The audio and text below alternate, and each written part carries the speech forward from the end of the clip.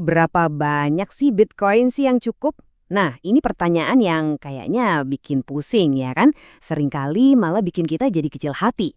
Hari ini kita bakal bedah pertanyaan ini dengan cara yang sama sekali baru. Sebuah kerangka yang dirancang untuk memberdayakan Anda, bukan sebaliknya. Pasti udah sering dengar kan? Ada paus, udang, bahkan plankton Bitcoin. Tapi jujur deh, ada masalah besar dengan cara pandang kayak gitu. Siapa coba yang bangun pagi terus bilang, cita-citaku hari ini adalah menjadi plankton? Gak ada kan? Kesenjangannya itu terlalu jauh, jadi bukannya semangat, malah jadi males. Oke, jadi buang aja deh cara lama itu. Kita bakal pakai sistem baru yang fokusnya ke hal yang beneran penting. Target-target keamanan finansial yang bisa Anda capai satu persatu, langkah demi langkah. Nah, ini dia yang mau kita bahas. Tangga kebebasan Bitcoin. Ini adalah sistem 11 tingkatan yang membawa kita dari nol sebagai pembangun fondasi sampai nanti bisa menjadi pencipta dinasti. Yuk kita mulai pendakiannya bareng-bareng. Nah, yang paling keren dari sistem tangga ini tuh desainnya setiap anak tangga sengaja dibuat nggak terlalu tinggi. Jadi Anda nggak perlu punya 10 kali lipat lebih banyak Bitcoin buat naik level. Biasanya cuma butuh 2-3 kali lipat aja.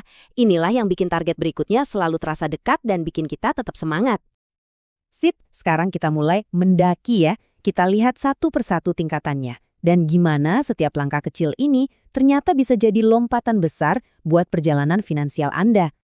Oke, 3 tingkat pertama ini adalah fondasinya. Coba lihat, di tingkat 1, pembangun fondasi, ada 74% dari semua alamat Bitcoin.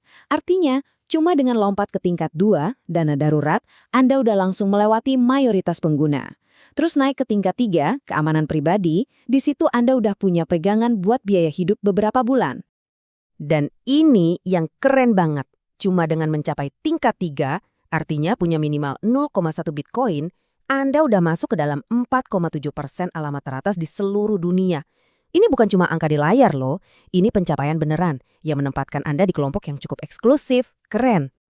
Naik lagi kita ke tingkat 4, dana kebebasan. Ada yang bilang ini FU money. Tahu kan maksudnya? Ini uang yang ngasih Anda kekuatan buat bilang, saya keluar dari pekerjaan yang gak Anda suka. Anda jadi punya pilihan, gak lagi terpaksa. Nah, itulah arti kebebasan yang sesungguhnya. Di tingkat 5, urusannya udah lebih serius lagi. Kita ngomongin soal keamanan keluarga. Punya antara 1-2,5 Bitcoin, itu setara dengan punya DP rumah atau dana pendidikan buat anak. Ini adalah jenis aset yang bisa mengubah hidup. Dan ini menempatkan Anda di klub elit 1,4% teratas dari seluruh alamat Bitcoin. Oke, sekarang ayo kita bongkar salah satu mitos terbesar soal Bitcoin, para paus.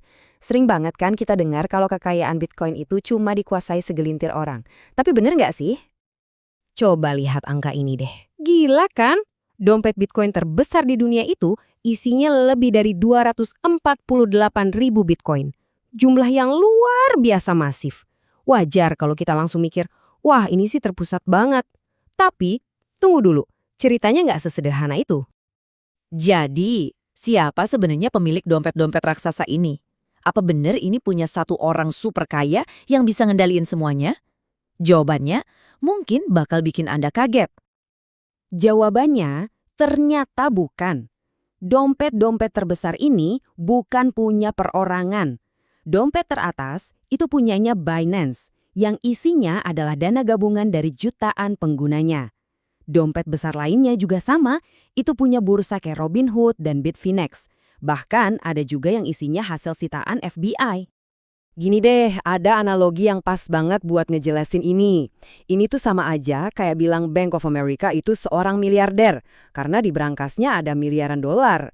Padahal kan uang itu bukan punya banknya, tapi punya para nasabah. Nah, dompet-dompet besar itu statusnya kustodian, bukan pemilik tunggal. Coba kita bandingin sama sistem keuangan yang biasa kita kenal.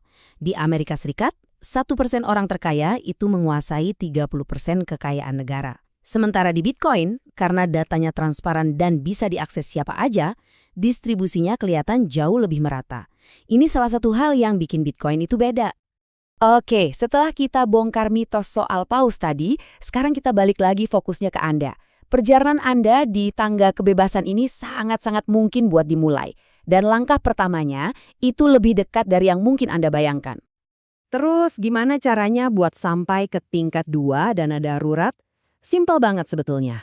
Cukup sisihkan sekitar $25 seminggu atau ya sekitar 400 ribuan rupiah lah. Kalau rutin, dalam waktu kurang dari setahun, Anda udah bisa mencapai tingkatan ini. Ini bukan soal jadi kaya mendadak, tapi soal konsistensi. Dan ini yang paling penting buat diingat. Anda nggak harus sampai ke tingkat 11 buat jadi pemenang di sini.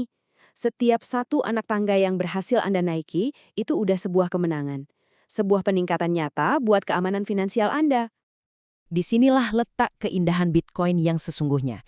Jaringannya tuh nggak peduli Anda punya berapa.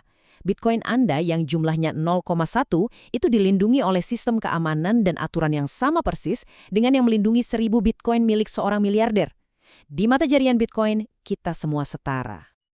Jadi, pada akhirnya, tangga ini adalah soal perjalanan pribadi Anda. Setiap langkahnya adalah pencapaian yang layak dirayakan.